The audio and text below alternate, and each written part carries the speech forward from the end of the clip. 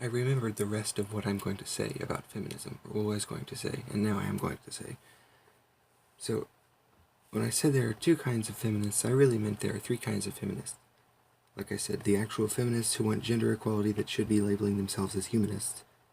And then there's a middle category of feminists who just point at everything and they're like, this is wrong, you can't wear a shirt that has pretty ladies on it or something because, that's it's it promoting violence towards women and misogyny, but that doesn't make any sense. Why would showing naked ladies on a shirt promote that? It might be kind of insulting to the gender, but it's not promoting hatred or violence in any way.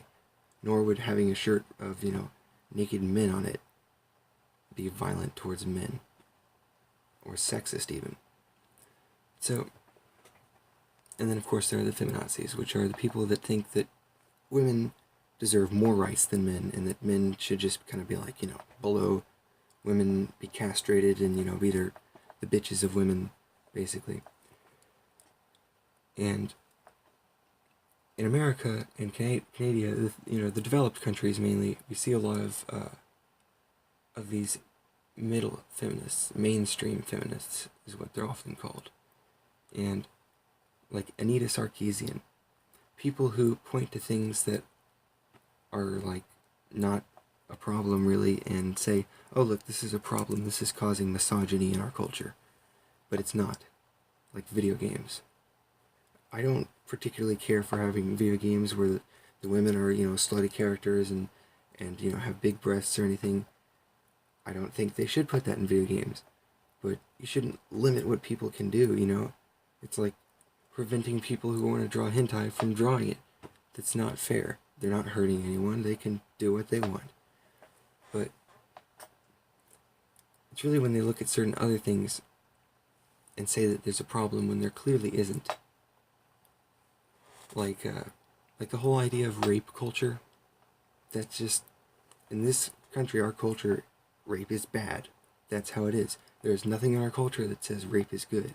So this whole rape culture thing that the mainstream feminists bring up is just BS.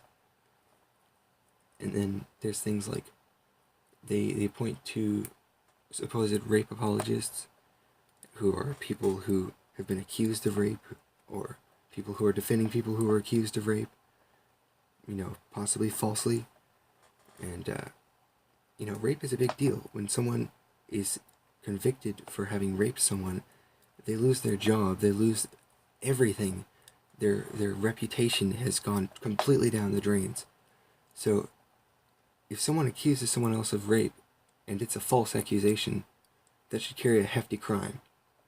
Because that person, even if they were found innocent, their reputation would have just been completely slandered. They probably would have lost their job. And there's some of these mainstream feminists who seem to think that we should have guilty until proven innocent in rape trials, which sounds like a terrible idea to me. I mean, that's like completely contradicting the whole point of our legal justice system. I mean, rape is a big deal, and if it actually happened, then the person who did it should be punished. But at the same time, it's not like black and white, it's ambiguous. There's, like, say two people are going at it, and then one of them says stop, and the other keeps going. That's not right. But that shouldn't carry the same kind of sentence as, just without consent from the beginning, raping someone. It's different. It's a different degree of crime. I mean, the person had consent in the beginning. It's still not good that they continued going after the person said stop, but it's important that people don't just say, oh, well, this person raped this girl, even though it's not the same thing as what you might think of when someone says that person was raped. It gives less meaning to the word. And I've even seen a video on YouTube where this woman is saying that she's raped every time her father hits her mother, and every time a man stares at her on the train. It's just the stupidest thing I've ever heard. I mean, they're literally making rape seem as if it's less significant than it really is. It's a controversial topic, and a lot of people get, uncomfortable when you talk about it, but it's something that should be talked about. A lot of people, they don't quite get how important of an issue it is. Or maybe they think it's just a black and white issue, you know? As I said, it's ambiguous. There's not, it's not, it's not as simple as it seems.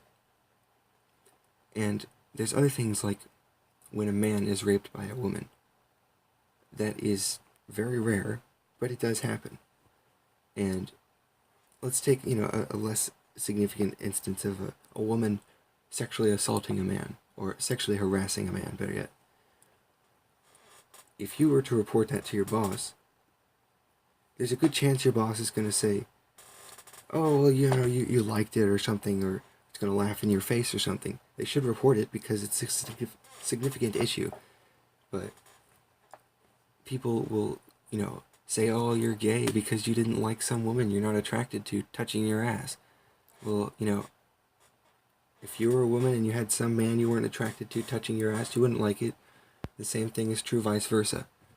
If you have a man who finds a woman really unattractive and that woman is like grabbing parts of the man, unless the man's like got some sort of like sexual numbness, he's probably going to be like, I'm being sexually harassed, like a woman would. It's just, in our culture, it's like, oh, well, men don't get sexually harassed. That's ridiculous. It's preposterous. And the same is true with women who rape men. Most people will say, oh, well, that guy liked it, Even if he did like it, he still got raped. That's not good. Even if a woman likes it when she's getting raped, that's not good. I mean, I guess it's good that she likes it, but it's not good that she's getting raped. Same thing with a man. It's a complicated issue. And so a lot of these mainstream feminists, like there's a video where there's this guy who's accused of rape, and there are people trying to get into the trial. I'm not sure what the circumstances of the people getting into the trial are, if they're the lawyers or just the jury involved. But there was a crowd of these mainstream feminists, some of which are probably feminazis, some of which might have just been regular, equal, people who want equal human rights, but were dragged up in this whole sweep. Because, if you have a bunch of people who identify with the same ideology as you do, and they say, oh, look, this guy is defending some guy who raped this woman, and you don't actually know whether the person was raped or not, all you have to go on is what your feminist friends told you, you're probably going to believe them, because they're of the same ideology as you. Of course, that's only for people who aren't skeptics. So I've pretty much said what I want to say. You shouldn't be a feminist. You should be a humanist. You should be for equal human rights. Because just pointing out that, in some areas, women are more underprivileged, and in the past that has been true.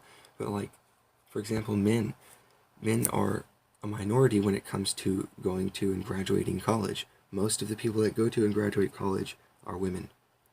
And this is even more so with black people.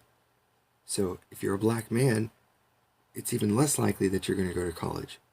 This is just statistically speaking. You shouldn't think, oh, well, I'm a black guy, so I can't go to college, because that's just stupid. I mean, that's just stupid. And I don't think there are any black guys out there who are thinking that, or anyone for that matter, unless they're just really stupid. So, that's pretty much it. I'm going to stop so I don't just ramble on.